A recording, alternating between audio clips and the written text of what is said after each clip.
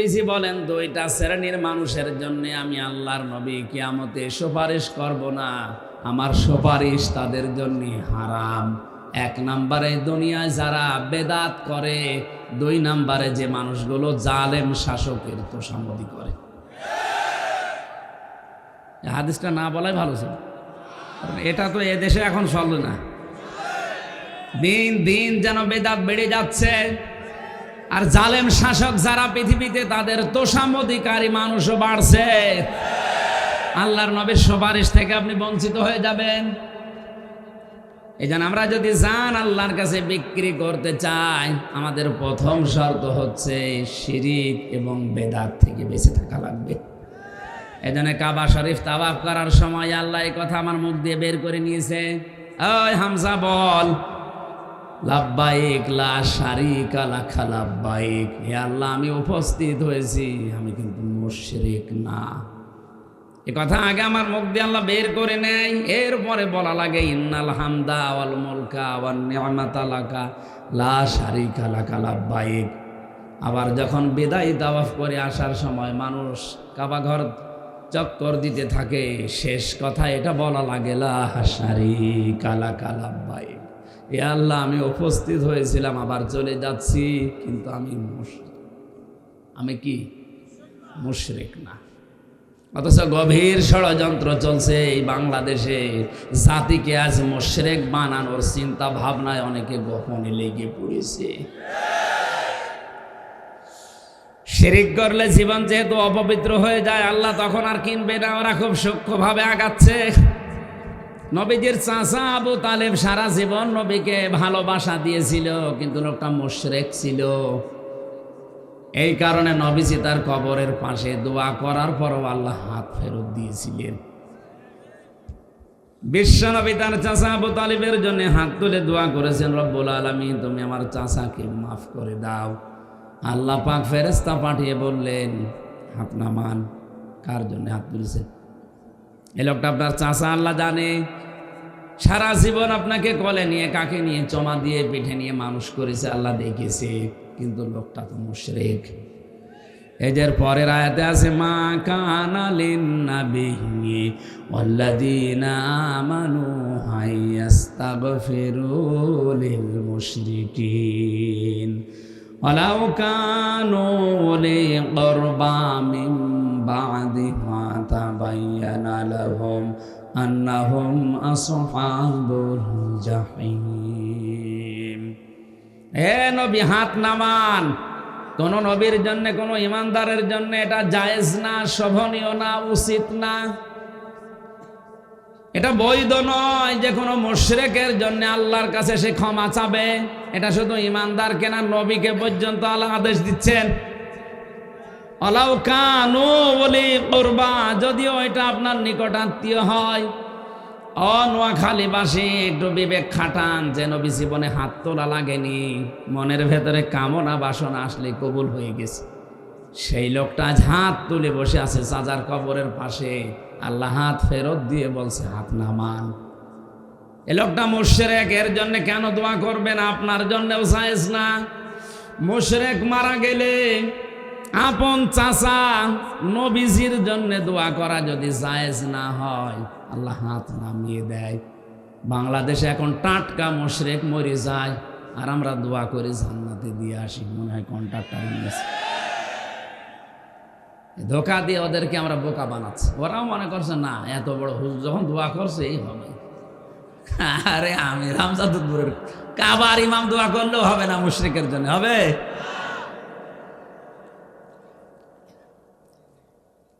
মুশরিকের যতগুলো বিষয়, আমি প্রায় 33টার উপরে এই দেশে আমার নজরে এসেছে, তার এক নাম্বারে যে ক্ষমতার উৎস যারা জনগণ বলে এরা মুশরিক। নোয়াখালী নেই?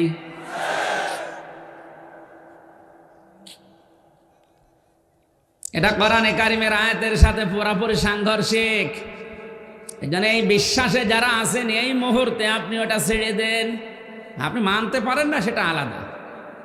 ক্ষমতার মালিক একমাত্র আল্লাহ।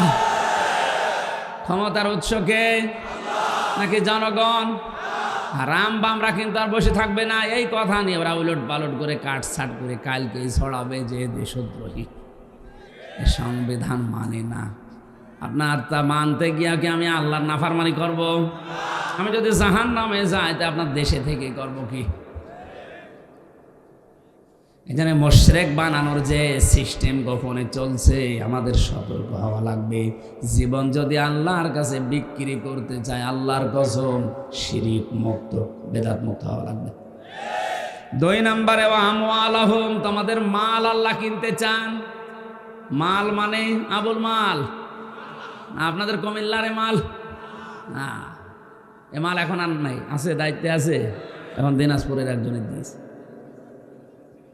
সুতরাং মাল মানে এ মালগুলো না, মাল মানে মালের ব্যাখ্যা আমি 9টা পেয়েছি। মাল শব্দের শাব্দিক অর্থ সম্পদ। আল্লাহ এখানে শুধু মাল না দিয়ে আমওয়াল বহু বচন দিয়েছেন। নবীজি বলেন দুনিয়া কুল্লুহা মাতাউন ওয়া খায়রু মাতাউদ দুনিয়া ইমরাতুস সালিহা, পৃথিবীর সব কিছুই মাল সম্পদ, এর ভেতরে উত্তম সম্পদ হচ্ছে আল্লাহওয়ালা মেয়ে মানুষ। প্রথম নাম্বার থেকে শুরু করছি, পৃথিবীর সব কিছুই সম্পদ মাল, এর ভেতরে উত্তম সম্পদ আল্লাহওয়ালা। আল্লাহওয়ালা মেয়ে লোক বলা হয় ওইটাকে যে প্রতিদিন সিনেমা দেখে।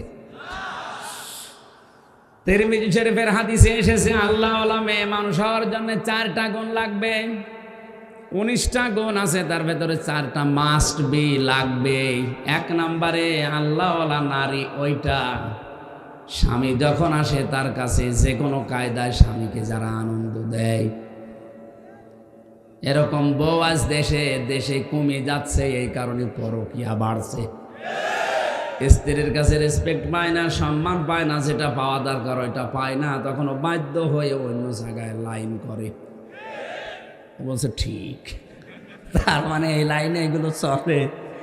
আর নোয়াখালী এগুলো চলে, তার বাস্তব উদাহরণে সুবর্ণচর। পেপার খুললে মাঝে মাঝে দেখবেন যত অকাম চলছে এই থানায়। ওই থানায় আমি আর দাওয়াত নিতে চাই না, ওদের এত জোর কোত্থেকে আসে। 4-5 সন্তানের মাকে ওরা ছেড়ে দেয় না, নাউজুবিল্লাহ। নোয়াখালীর বদনাম করে ফেললো এই থানাটা। সম্মানিতা মা বোনেরা, আপনি উত্তম সম্পদ যদি হতে চান রাসূলের দৃষ্টিতে, স্বামী আসলে না স্বামী যাই হোক না কেন, স্বামীকে সময় দেওয়া লাগবে। স্বামী যদি বাড়িতে আসে, স্ত্রীদের জন্য সংসারের সব কাজ তখন নিষিদ্ধ। আর ওরা হাঁসের খাবার দেওয়া নিয়ে ব্যস্ত, আমি যে আসলাম কোনো খবরই নেই। 2 নম্বরে স্বামীর সম্পদ, স্বামীর সংসার এবং তার সন্তানকে দিনের পথে চালানোর জন্য যে মহিলা চেষ্টা করে। 3 নম্বরে স্বামী যেই কাজে খুশি, ওটা যদি জায়েজ হয়, স্ত্রীকে অবশ্যই খুশি থাকা লাগবে। এখানে আমি সহ যত স্বামী বসে আছি, প্রতিটা স্বামী আমরা চাই বিয়ের পরে যেন আমার মা বাবা আমার সাথে থাকে। কিন্তু এখানে 100 ভাগের 95 ভাগ স্ত্রীরা চায় না শাশুড়ির সাথে থাকতে। বিয়ে হলেই বলে আলাদা হও, নাকি এরকম মহিলা দেশে এখন নেই? আমার এক আত্মীয়, আমি নাম নিলাম না, কিছুদিন আগে বিয়ে করার পরে বউ বলেছে তুমি যদি বাপ মা নিয়ে থাকো আমি তোমার ভাত খাবো না। তো ঠিক আছে, না খাও, দিল বাদ দিয়ে। কয়েকদিন একবার আর একটা করেছে, আল্লাহ জানি এটা টিকবে কিনা। সম্মানিত মা বোনেরা, আল্লাহওয়ালা নারী হওয়ার জন্য 3 নম্বরে গুণটা অবশ্যই দরকার। খালি কালো বোরকা পরে 5 ওয়াক্ত নামাজ পড়ে রোজা রেখে মনে করছে আমি আল্লাহর ওলি হয়ে গেছি। এই নেককার হওয়ার জন্য, সম্পদ হওয়ার জন্য রাসূলের দৃষ্টিতে 4টা গুণ মাস্ট বি লাগবে। স্বামী যাদেরকে পছন্দ করে না এরকম মানুষকে ঘরে মোবাইলে যোগাযোগ বিচ্ছিন্ন করে দেওয়া লাগবে। স্বামী পছন্দ করে না, ও তলে তলে তার সাথে মোবাইলে লাইন করে। আল্লাহ আমাদের মেয়েদের যেন হেফাজত করেন, জোরে বলেন আমিন। সম্মানিত ভাইরা, 5-6 মিনিট আছে নামাজের, আমি মনে হয় শেষ করতে পারবো না। এরপরে ইকাতিলুনা ফি সাবিলিল্লাহ, এটা অনেক কঠিন শব্দ, হাজার হাজার কথা এর ভেতরে আছে। আবার সামনে যদি নিয়ে আসেন আরও আগে তুললে ভালো হতো। আমি তো এসেছি সেই রাত 4টার দিকে, 5টার দিকে। না ভাই, সময় দেওয়া যাবে না, কারণ আমার আসর থেকে আবার সেই ব্রাহ্মণপাড়া কুমিল্লা, এখন না গেলে আমি পাবো না। এগুলো সিরিয়াল হিসাবে নেওয়া 2 মিনিট 5 মিনিট এদিক ওদিক করার কায়দা নেই। ম্যাডামের কাছেও যেতে পারছি না, আর আপনি তো দূরের কথা। 3 বছর পরে বের হয়ে বাড়ি থাকবো, তাও সময় নেই। আর আগামীতে সামনে নিয়ে আসলে যে 15 তারিখে ওখানে যেন আছে নাকি 23 তারিখে ওখানে এসেন, কথা ওখানে রাত 9টা থেকে অন্তত 11টা 12টা পর্যন্ত চালাবো। আল্লাহুম্মা আমিন। এখানেই নামাজ পড়বেন, আর 4-5 মিনিট আছে, এখানেই নামাজ পড়ে যাবেন।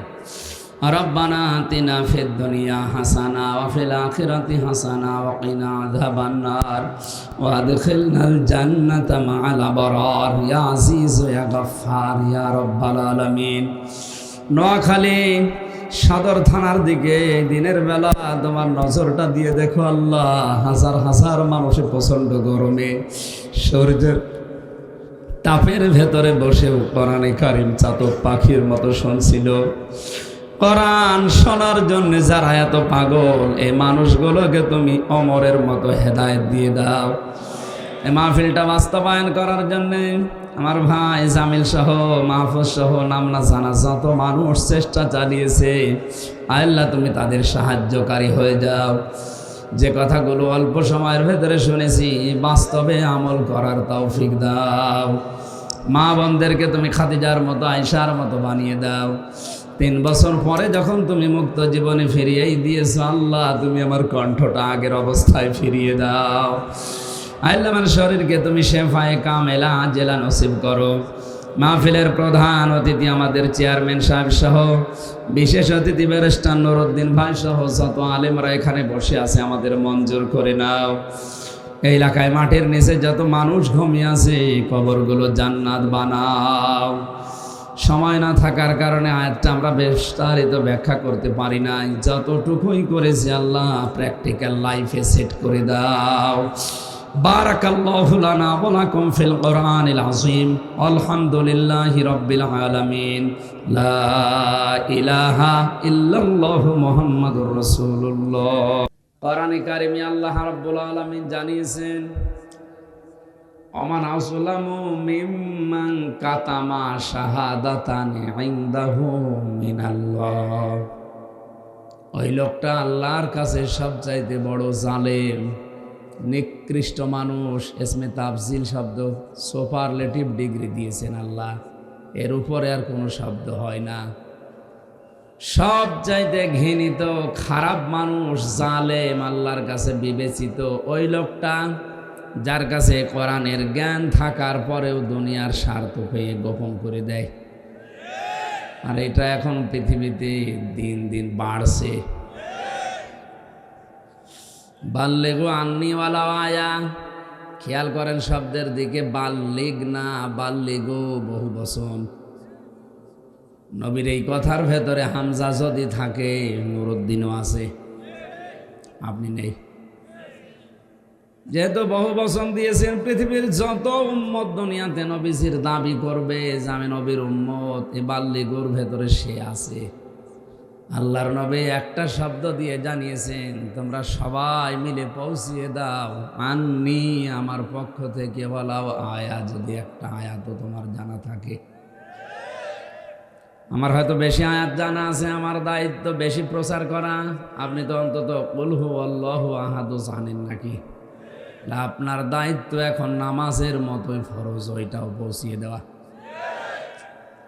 আমি একটু বেশি জেনে ফেলেছি, আমার প্রচার করতে গিয়ে যদি এত বাধা আসে, আপনি যতটুকু জানেন আপনিও তো প্রচার করা দরকার, আপনার কোনো বাধা নেই। সবাই মিলে যদি আমরা এই দায়িত্বটা পালন করতাম, এই দেশে কেউ কোরআনের অনুষ্ঠানে বাধা দেওয়ার সাহস পেত না। কারণ 96% আমরা, 4% ওরা। 96% মানুষের ফরজ দায়িত্ব যদি এটা হয়ে যেত যে সবাই মিলে প্রচার করব, যে যতটুকু জানি, তো 4% মানুষ বাধা দেওয়ার সাহস পেত না। আমরা এটাকে এখন অন্যদিকে নিয়ে গেছি। কোরআনে কারিমের কথা বলতে গেলেই মানুষ উল্টা পাল্টা ধারণা করে। যদি কোরআন কি করে প্রচার করা লাগবে, মানুষের সামনে উপস্থাপন করা লাগবে, আল্লাহ ধরন শিখিয়েছেন। কিতাবুন উনজিলা ইলাইকা ফালা ইয়াকুন ফি সাদরিকা হারাজুম মিনহু লিতুনযিরা বিহি ওয়া যিকরা লিল মুমিনিন।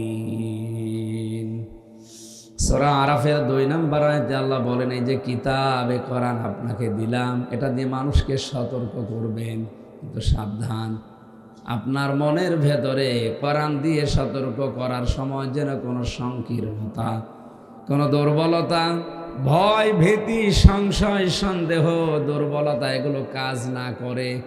যিকরা লিল মুমিনিন, কোরআন মুমিনদের জন্য উপদেশ।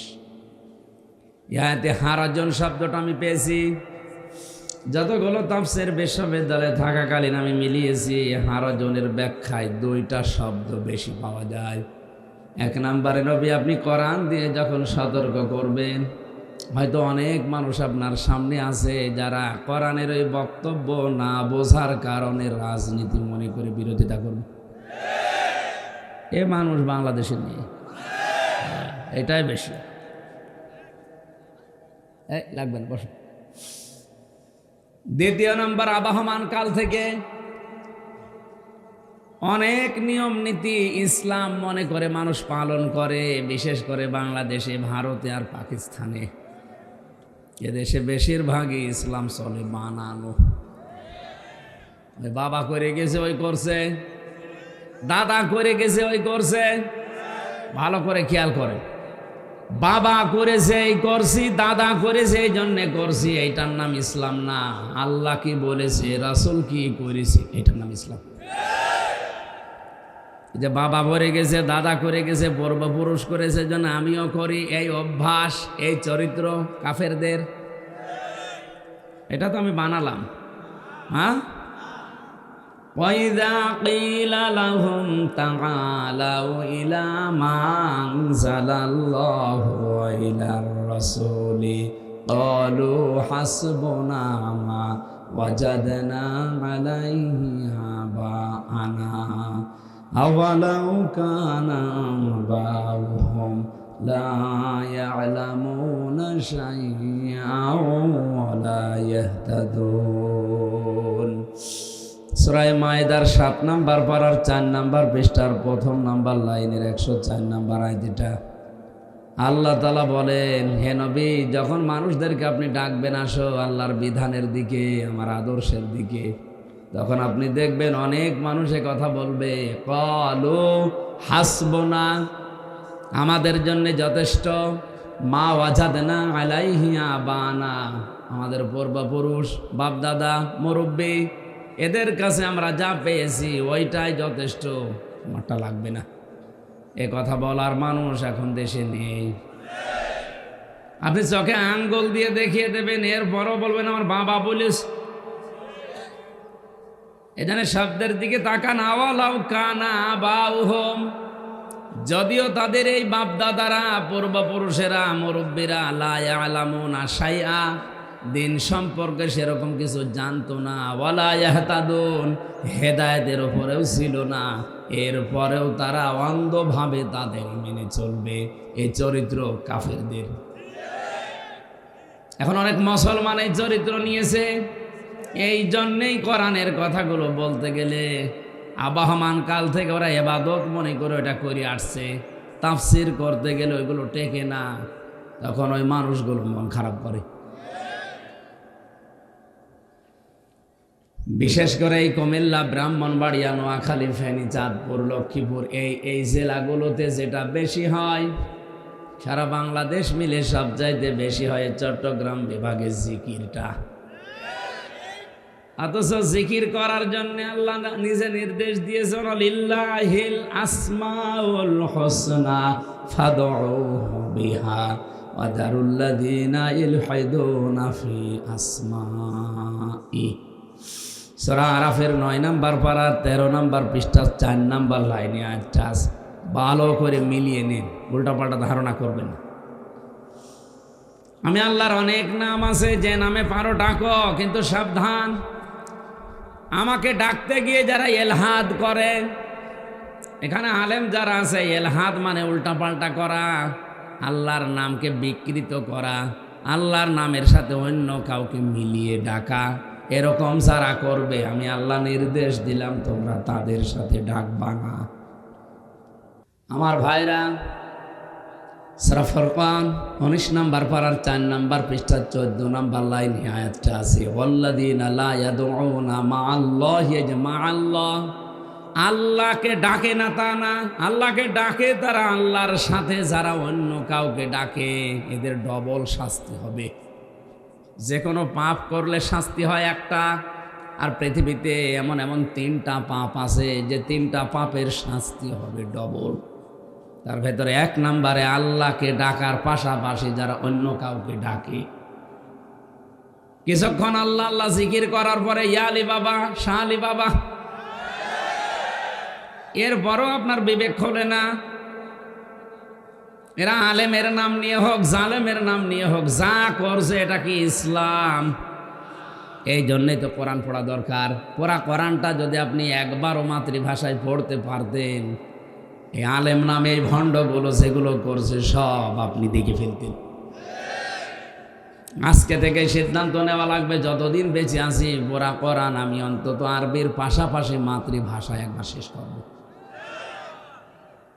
170 বারের উপরে আমি জেলখানায় 3 বছরে শেষ করেছি। এখন আমার কাছে কোরআন শরীফ প্রায় আয়নার মতো মনে হয়। আমার তো বেশি হয়ে গেছে। আপনি 5-6 বার পড়ে দেখেন পুরা কোরআনে, কেউ আর আপনাকে ধোঁকা দিতে পারবে না।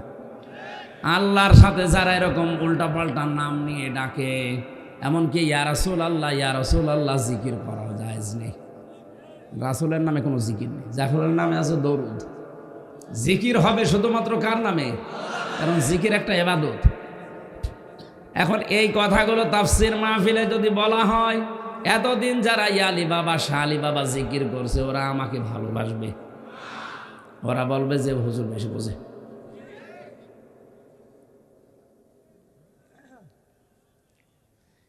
এই জন্য কোরআনে কারিমের কোনো কিছু গোপন যারা করে ওরা আলেম তো দূরের কথা, আসলাম ইসমে তাফসীল, এত বড় কঠিন শব্দ আল্লাহ দিয়েছেন, এর উপরে আর কোনো শব্দ আরবিতে নেই।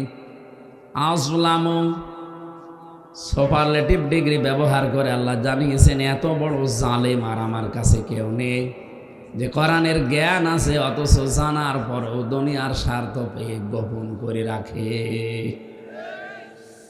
এই জন্য আমাদের সবার উচিত হচ্ছে যতটুকু জানি ওইটাই প্রচার করা। এটা নামাজের মতো ফরজ। তাহলে এই দেশে আর কোরআনের মাহফিল করতে অনুমতি নেওয়া লাগবে না। কি সিস্টেম চালু করেছে দেখেন তো, 14 জায়গায় বলা লাগবে। আমি কি বসে বসে জেনা করছি যে এত কিছু বলা লাগবে? আমরা দেশের নাগরিক, রাষ্ট্রের জনগণ আমরা না? আমাদেরকে পাহারা দেওয়ার দায়িত্ব আপনার, কারণ আমরাই আপনার বেতন দেই। আর এই একটা অনুষ্ঠানে 14 জায়গায় যাওয়া লাগবে, তারপরও দিতে চাইলে তো হয়, দিতে চাই।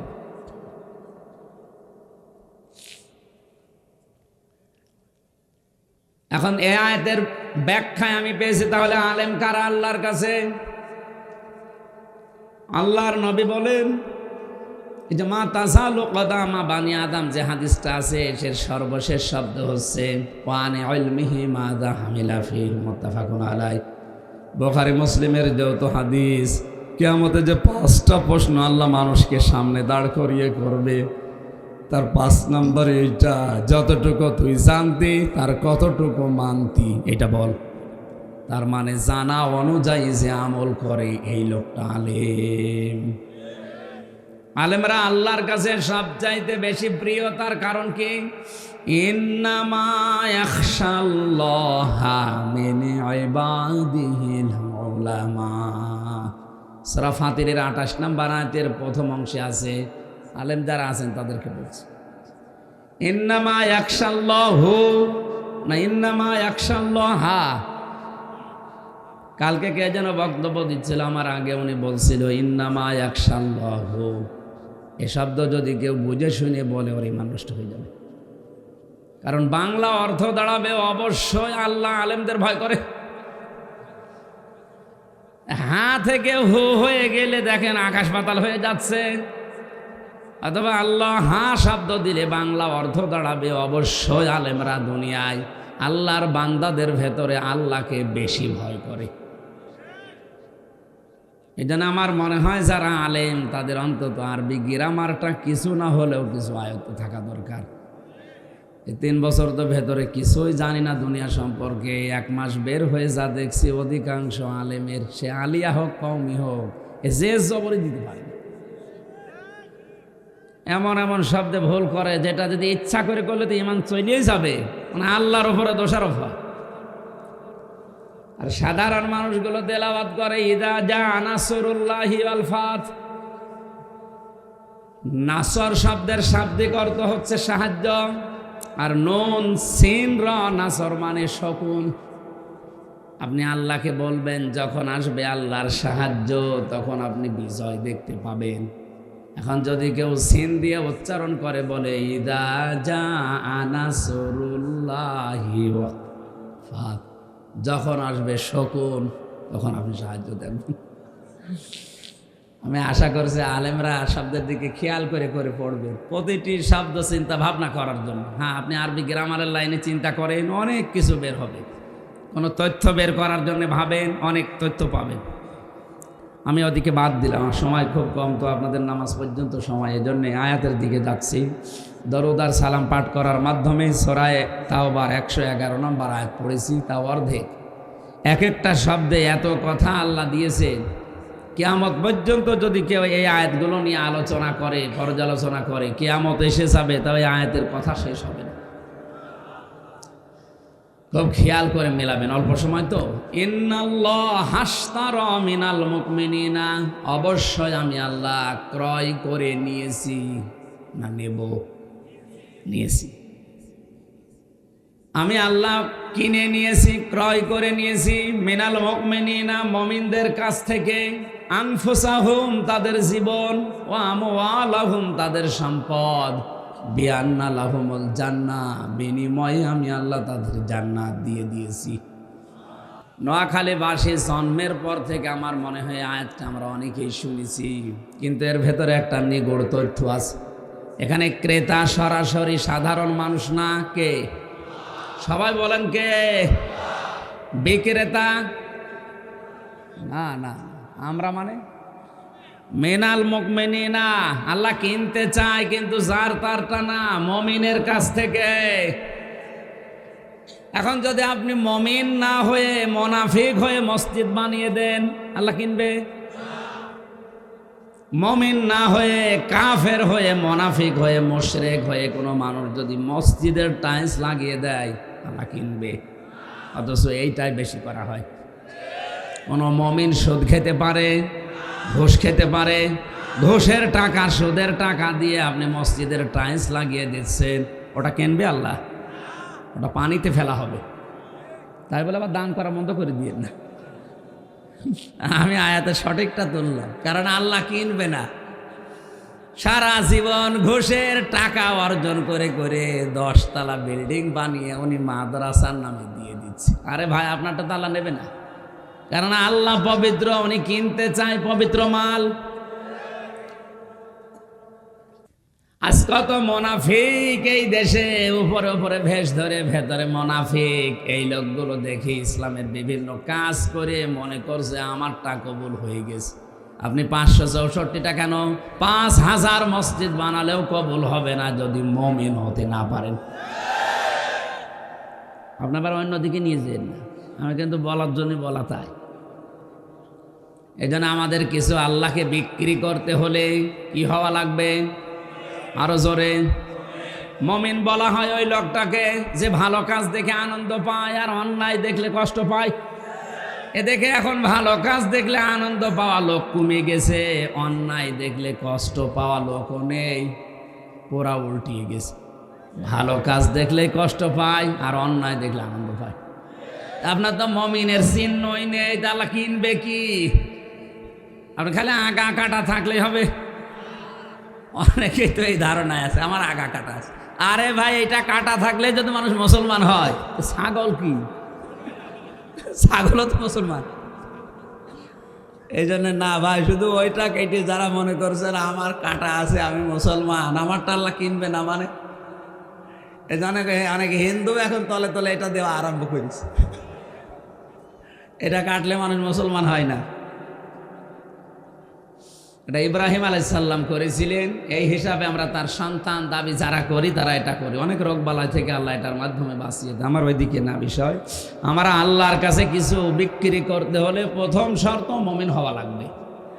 মুমিনের জন্য যে দুইটা কথা বললাম, মান সাররাতকা হাসানাতুকা ওয়া সাআতকা সাজ্জিআতুকা, যে মানুষগুলোকে তার ভালো কাজ করলে আনন্দ লাগে আর অন্যায় দেখলে তার অন্তত কষ্ট হয়, এর ভেতরে ঈমান আছে। এর ভেতরে কি? আপনার কি এরকম মনে হয় একটা মানুষ বিনা কারণে ধরে নিয়ে চলে যাচ্ছে, রিমান্ডে দিয়ে গুম করে মেরে ফেলছে, এটা অন্যায় দেখার পরও আপনার অন্যায় মনে হয় না? আপনার তো ঈমানই নেই। আপনার কাছ থেকে আল্লাহ কিনবে কি করে? আমি নিচে নামলাম না। আনফুসাহুম, আল্লাহ প্রথম কিনতে চেয়েছেন আপনার জীবন। এখন জীবন আল্লাহ কিনে কি করবেন?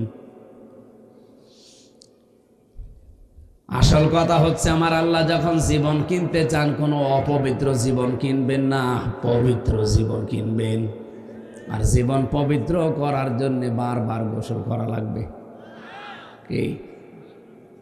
দুইটা জিনিস থেকে যারা মুক্ত থাকতে পারবে তাদের জীবন আল্লাহর কাছে পবিত্র। এক নম্বরে যারা শিরিক থেকে মুক্ত থাকবে, দুই নম্বরে যারা বেদাত থেকে মুক্ত থাকবে।